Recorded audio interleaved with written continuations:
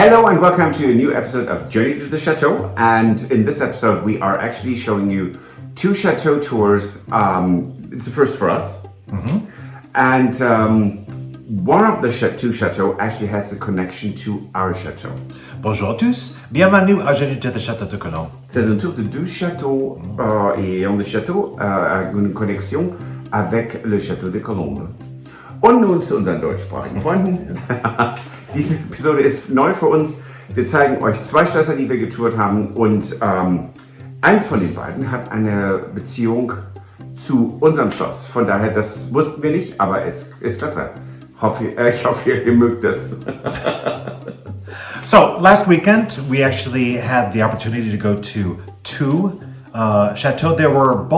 These were both historic monuments, and Yes. parts of them were Yeah. historic monuments, right? Really great to finally get out and get to see something instead of being here at the chateau working all the time. So it was. Yes. So the first chateau that we saw, Hautefort. yes. And so that has a bit of a history. It was originally a medieval chateau. Yes, and it means high fort. So I mean, literally, haute, high fort. So And it's at the top of the town. You can see that from miles and miles and miles. Right. And Huge. so it was actually rebuilt in the 17th century. Yes. Right. And unfortunately, from what we have heard, it's had a sort of a series of bad luck. It's burned a couple of times. Well, it went into disrepair and then it burned and then they rebuilt it. And then it went into disrepair again. And then the Baron and Baroness bought it and they restored it in the 1960s. And in 1967, it was finished. And in 1968, it burned. It burned again. Completely. I mean, it was a shell. And so when you look at it now, there are some rooms that they're restored and it's lovely. Some rooms have survived. Yes. But I mean, even the rooms that you see that look old are not really old. They're from the 1960s. Right, and we did read that some of the decorations in some of the rooms were actually taken from other chateaux. Yes. From the time period. So nothing too much original is, unfortunately. No, but it's so imposing. And I mean, you just drive up to it and it's like, holy cannoli. And then you walk up the ramparts and fantastic. Have a look at Yes, that, really. One other thing is that we want to mention is you may be familiar with that chateau because it was used in movies as well. Multiples. And one with, what's her name? Drew Barrymore. Drew Barrymore, Ever After, was filmed there. Yes. And more recently, there was a movie that was, the set was still there when we were there. Yes. And it had to do with the death. The death of Louis XIV, Louis XIV's death. Now have a look at that.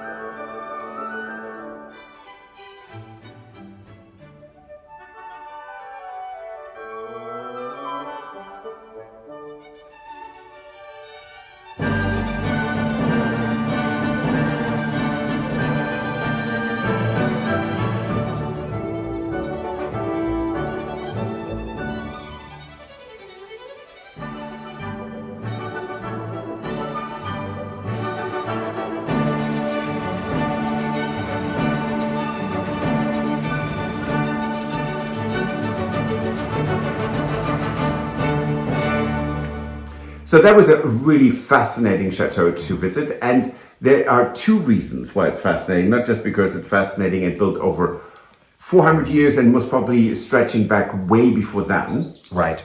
One is that when you first went into the chateau, they had a room that had a whole series of photographs. Over the years, well, since photography exists, but it was great because it really shows the disrepair and how this chateau was really let go for a long period of time. Yeah, so the family sold it, and then we could see from the 1880s to, the 1950s, basically. Right. It was really downhill, and they breached the walls on the outside. Yes, and then the family bought it back and brought it back to life. However, there is a lot in the chateau that is right, well, and that's something that we wanted to mention. In a lot of these chateaux, there is quite a large percentage of chateau that we have been to where the chateau remains in disrepair. They don't spend a time doing all the rooms in the chateau. Nope. There are lots of wings and places or floors that are completely blocked off, and they are still in really bad shape. Yeah, we know that because we do look through. We do. We have that, and you see rooms with plaster coming down, but what we learned about Jumilhac, because one of our patrons is also the son of the last owner of the chateau. And of our chateau, yes, yes, Colombe, yes. And he on Patreon he said, "Oh yeah, I'm so glad you visited the chateau because my great grandmother lived in that chateau. She was a Jumilhac, and you have a picture of her hanging in the Grand Salon, and we do." And I took some photos of it. I'll show it to you, and there it is. The Jumilhac name is right there on that. It's what is that? Sort of a document with it's basically her photo, engraving. A photo with an engraving. Yes, but it's really fascinating, and Stuart looked it up, and so how families are connected here in France, and so our chateau is connected to that chateau. Yes, through families that have lived there, and in the 1700s. So one of the Jumilhac inherited actually the wealth of Cardinal Richelieu. Which Cardinal Richelieu, I don't know yet, but we'll find out. Right? So it was really interesting, and then they sold it and bought it back. So it's really interesting. The histories of the chateau is totally fascinating. Now, what we've learned is that in the greater scheme of things, our chateau is in so much better shape. It is. So that's it for this episode. If you like it, please let us know. Give us a thumbs up. Yes, and like and subscribe, please. It helps us tremendously. Recommend us to your friends and family. And if you want to support the renovation of our chateau, you can join us on Patreon. Or buy us a coffee. And we will see you next week on Wednesday. Absolutely. Au revoir. Auf Wiedersehen. Bye. With more renovations. If you enjoyed this video, please use the like feature to let us know. Also, don't forget to subscribe to our Journey to the Chateau YouTube channel if you would like to see more. Once you've subscribed, you can tap the notification bell in order to ring it, which will allow you to receive all notifications from our channel. Thank you.